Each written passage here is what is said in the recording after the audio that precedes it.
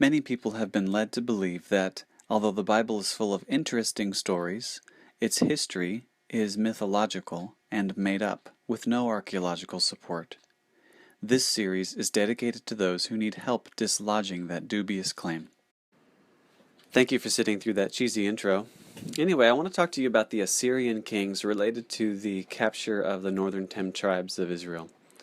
The earliest Assyrian king named in Kings and Chronicles is Tiglath-Pileser III, and there are extensive fragments and records in cuneiform for him and his rule. And we see him in 2 Kings chapter 16. His successor, Shalmaneser V, is the one who sought to punish the rebellion of Hoshea, and he is seen in 2 Kings chapter 17.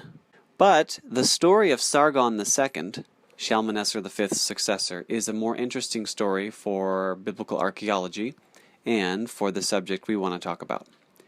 See, the Assyrian kings ruled from Nineveh, and they erected monuments for themselves, and for a long time, many inscriptions and artifacts confirmed the existence of the Assyrian kings mentioned in the Bible with one exception, Sargon II. In Isaiah chapter 20 we see, "In the year that the supreme commander, sent by Sargon, king of Assyria, came to Ashdod and attacked it and captured it."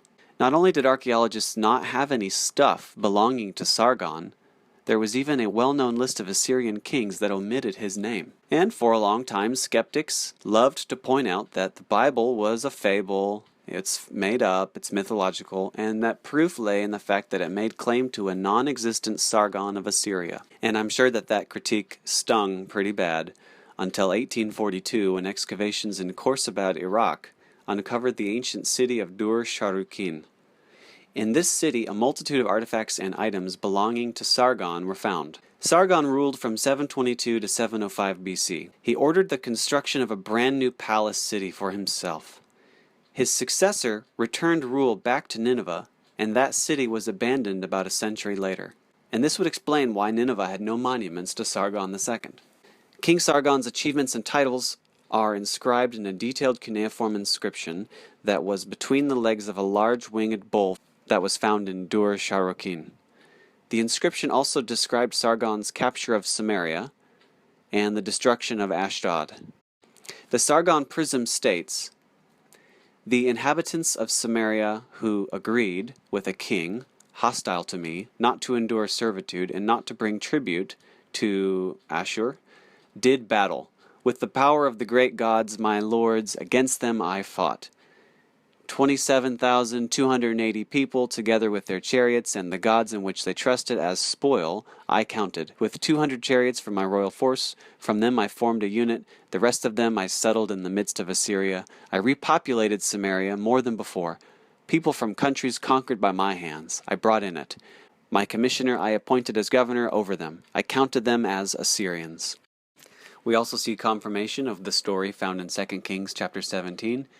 "And the king of Assyria brought people from Babylon, Cutha, Ava, Hamath, and Sepharvaim, and placed them in the cities of Samaria instead of the people of Israel.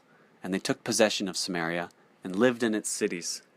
The attacks on the northern tribes of Israel began under Tiglath-Pileser, and the siege of Samaria began with Shalmaneser. Shalmaneser died before Samaria fell, and the population exchange took place, so the sacking and repopulation found fulfillment under Sargon II, who was previously unknown according to the archaeological record.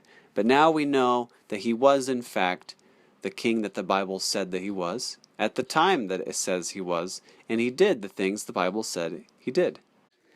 I hope this was interesting and encouraging to you.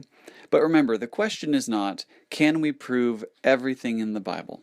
The question rather should be, where there is archaeological evidence, does it in fact support biblical witness or not? Thank you for watching.